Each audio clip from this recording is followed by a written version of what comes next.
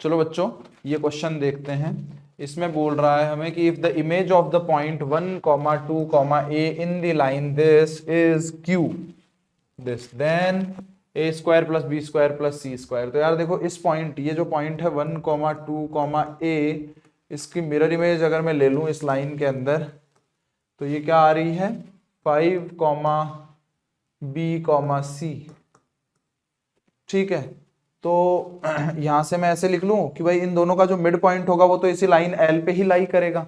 Mid point होगा क्या, अगर मैं मिड पॉइंट के x कोऑर्डिनेट की बात करूं तो वो कितना हो जाएगा 3, y कोऑर्डिनेट b प्लस 2/2 और x को z coordinate a plus c/2। अच्छा ये पॉइंट जो होगा इसको मैं कैसा मान सकता हूं, कैसा अज्यूम कर, अच्छा x अगर 3 है, x अगर 3 है तो यहां से ये वैल्यू कितनी आएगी, ये वैल्यू कितनी आ जाएगी, x अगर 3 है तो ये आ जाएगी -3 तो ये -1 आ जाएगी। तो यही y -7/2 की वैल्यू होनी चाहिए और यही 7 z/2 की वैल्यू भी होनी चाहिए। तो यहां से y कितना आ जाएगा, y आ जाएगा -2 + 7 मतलब 5 एंड z कितना आ जाएगा -2, 7 z इज इक्वल टू -2, तो z यहां से आ जाएगा 9। तो यहां से हमें क्या क्या मिल गया भाई, यहां से हमें मिल जाएगा b + 2/2 इसकी वैल्यू, b + 2/2 की वैल्यू, y की वैल्यू कितनी आ रही है 5, मतलब b कितना आ जाएगा भैया 10 - 2 मतलब 8।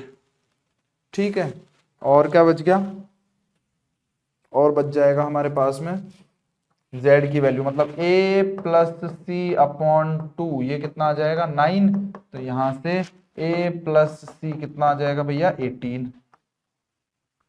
अब रही बात हमें कैलकुलेट करने की कि a square plus B square plus C square इसको कैलकुलेट करना। तो यार देखो अब अगर हमारे पास में a नहीं पता है, हमें b पता है, b कितना है 8 है, तो मतलब ये वाला पॉइंट कितना आ गया 5, 8, c। ठीक है चलिए, तो क्या मैं ऐसा कर सकता हूं कि इस लाइन का जो ये जो डायरेक्शन है, ये डायरेक्शन और ये डायरेक्शन बेसिकली ये दोनों वेक्टर एक दूसरे के परपेंडिकुलर हैं, तो इस ये वाली डायरेक्शन निकाल रहा हूं मैं इसका, और लाइन के जो पैरेलल डायरेक्शन है उसका, दोनों डायरेक्शन वेक्टर्स का डॉट प्रोडक्ट 0 करूंगा। तो ये तो कितना हो जाएगा भाई, ये हो जाएगा 5 - 1 मतलब 4i कैप प्लस कितना आ जाएगा यहाँ से 8 - 2 मतलब 6j कैप प्लस ये इधर से कितना आ जाएगा c - a k कैप, इसका डॉट किसके साथ में, इस वेक्टर के साथ में, तो वो वेक्टर क्या हो जाएगा 3i cap plus 2j cap plus 2k cap, और ये डॉट कितना होना चाहिए 0 होना चाहिए, मतलब ये कितना आ जाएगा 12 plus twice of c - a is equal to 0। तो यहाँ से 2 से सारे कैंसिल हो गए, मतलब c - a plus 6 + 6 12 is equal to 0। तो यहाँ से दोनों को अगर मैं ऐड कर दूंगा, ये -18 लेकर के आ जाओ, तो c - a और c + a, तो दोनों मिलाकर के 2c, इधर ये -12 है और इधर ये 18 है, तो इज इक्वल टू 6। तो c की वैल्यू यहां से आ गई 3 और c की वैल्यू अगर 3 आ गई तो a की वैल्यू आ जाएगी 12, है ना। एक सेकंड, कुछ गड़बड़ कर दी क्या हमने, c की वैल्यू -12 प्लस c की वैल्यू 3 आ रही है तो ये 15 आएगा ना,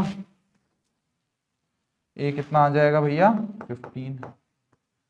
चेक कर लेते हैं एक बार, 15 + 3 ये 18 आ रहा है, 3 -